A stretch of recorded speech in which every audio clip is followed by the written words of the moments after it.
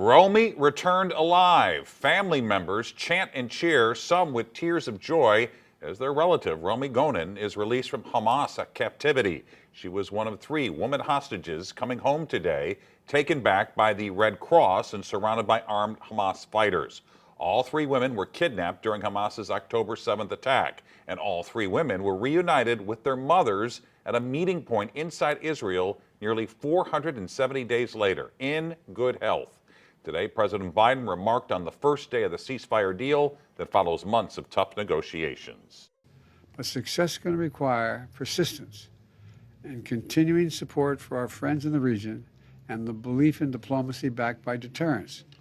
So as we reflect on the news from Gaza today, we also remember all the victims of this war.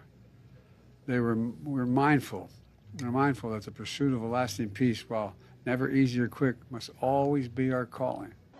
The ceasefire began at 11:15 local time, 3:15 in St. Louis. Israel planned to release 90 prisoners and detainees today in exchange for these hostages.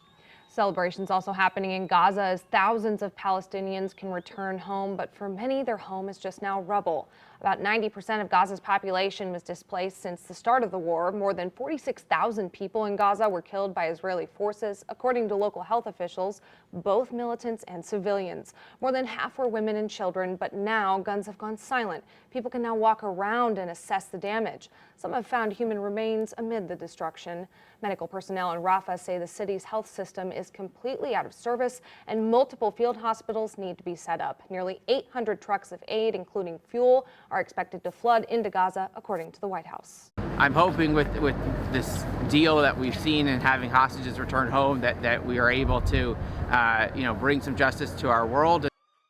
Tonight, some closure at home as the 15-month-long conflict in Gaza comes to a pause. Many feel relief as the first 3 hostages from Gaza were released. That devastating war has wreaked havoc beyond the Middle East, including here in St. Louis. 5 on Your Side's Travis Cummings spoke with people locally who are praying for peace. It was gut-wrenching and heartwarming watching the scenes out of Gaza this morning. Catching the winter warm-up at Ballpark Village wasn't the only thing that brought Rabbi Jeffrey Abraham some joy on Saturday. We were a little late coming down here because we were watching the news with the first 3 hostages that were released from Hamas in Gaza, and knowing they're alive and hopefully they're okay. It's been a long 15 months for Abraham and his family.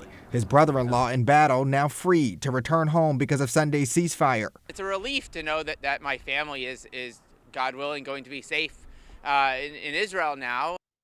I was relieved that the killing had stopped. But also, I do have a sense of caution. Although we haven't been in this situation before, have definitely been a lot of twists and turns over the years. Palestinian-American educator and author Leila Goshe has been writing for decades, publishing poetry and running a magazine shedding light on Palestinian stories. For the long term, my particular hope is that we eventually see a one-state solution where everyone in the region does have equal rights. The worry for both of these St. Louisans is not over. There's still 94 hostages left and still 30 more that are supposed to be released during this ceasefire over the next 42 days. I think that at this point, Palestinians want to see stability and safety come back. Ultimately, people in St. Louis are seeking peace. We're a globalizing world, and that human rights needs to be a centerpiece. We all need to make sure that we put our own sort of weapons down at home. Travis Cummings, 5 on Your Side.